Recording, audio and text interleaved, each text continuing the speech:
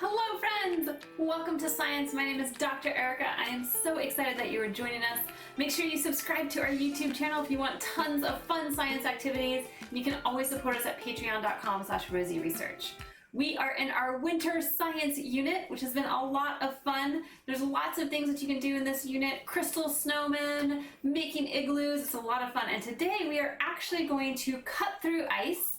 We're going to cut ice in half without using heat, which is really interesting.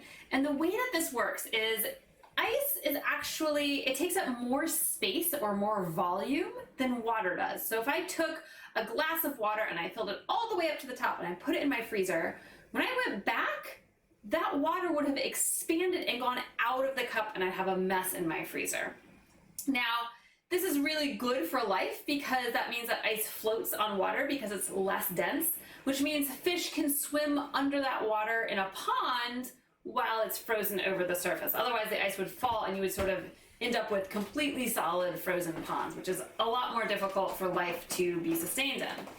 But a really interesting effect of this is that if I force ice into a smaller area, if I press on it really, really hard, it goes to what it looks like when it's taking up less space, which is water. And I can use that to actually cut through ice. So what you need today is either like a really strong ruler, or I have some like little pieces of wood that we're gonna do. We're gonna hang it over the table. I have a baking pan so that we can catch the water as the ice drips, because it will still melt as we're going through this. It takes time, and we're living in a warm house right now. You'll need some sort of like fishing line, wire, floss, something like that. You need a weight to put on the end of your sticks to hold them in place. And then you need two weights that you can hang. We'll put the wire between the two weights, we'll hang it on top of the ice, and we'll watch how the pressure is going to cut through that. I have some tape if I find I need to secure stuff. And other than that, we'll just get it all set up. It shows you here on our printout how to do it. So here is our table. You put your baking pan under here. We have our two water bottles or two weights. You want them evenly weighted. That has sort of either the floss or the fishing line or the wire that is going to connect, and it's going to go over the ice so that that wire will have a lot of pressure right there, and it will turn that ice into water right there. And if we're doing this in a cold enough environment, in fact, when the pressure is released as our wire is going through, it will be cold enough to be ice again, and it will turn into ice. So if you do this in a cold enough environment, which they've done in labs, you can actually cut through the ice, and the ice is actually still in one piece. So you have the wire that just sort of goes through the ice, comes out the bottom, and you still have a block of ice, which is really cool. We won't have that today for us because we're a little too warm. But I have my block of ice, and then I have the wood, either the ruler or some sort of thin plank of wood. It needs to be skinnier than your ice cube so that you're not sort of, you don't have your wire going, let's see, like here's my ice cube and it's coming here and then it's hitting here and then it's going down. We want it to try to go straight down through it, which is why I made a nice big ice block cube. And then I have my weight, because if I don't have this weight here, when I put these guys here, it's just gonna all flip for us. All right, so we'll set this up and then we will watch it as it happens. So the first thing I'm going to do is I'm going to put my weight on the back so I don't forget. Now I only have a little bit coming out the front, and that's like a physics thing. I don't want it to have too much space to lever and pull and like either break that ruler or the wood. All right, so now I need a bunch of wire that I can connect these two water pieces. I'm gonna connect around this nice, lovely plastic loop right here that they sort of already have. Mainly if I do it on this handle thing, it might be a problem. We might find that it's a little too, it's not strong enough. The plastic won't be strong enough. All right, so I'm just gonna put this in here. Let's see. Do I want to go around more than once? I might not have cut this long enough. Maybe I want longer wire. But we'll go around twice, and then I'm going to just twist it on really good. If you're using something else, you just want to tie it on really well so that it doesn't come off later. We'll do the same thing to this side. We can make sure that we can lift up that water with that. Do the same thing on this piece of this water bottle.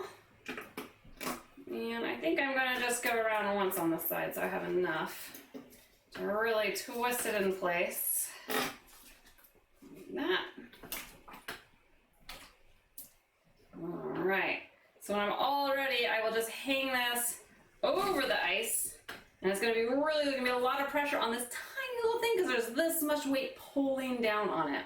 We'll set up our ice and then we'll get to watching. Here is our ice block that we're gonna put on the edge, just like that. And then let's put this down a little bit for you guys so you guys can see. Just like that. I'm gonna put my tray on the bottom. And then we'll hang our water over that ice cube. Now this is probably a two-person job. Unfortunately, I don't have Georgia with me. I'm gonna move this out just a little bit. There we go. Our ice cube right there. You really want somebody to hold that ice cube as you're placing this pressure on.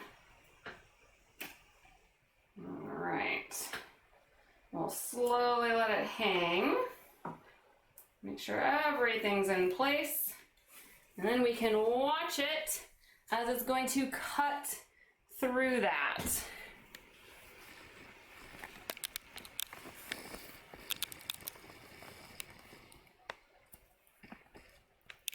All right. And I can already see on the sides, it's already cutting through the ice. It's inside of the ice on the sides, which is really cool. Not quite yet on the top. And this will take some time, but you can see sort of these edge corners are being pulled down, and that pressure is melting that water. And it's not melting it in the sense of it's warming it up. It's melting in the sense that it's pushing the ice together, which forces it into that state of being water again. And after, it can force it, if it's cold enough, it will re-solidify back into ice.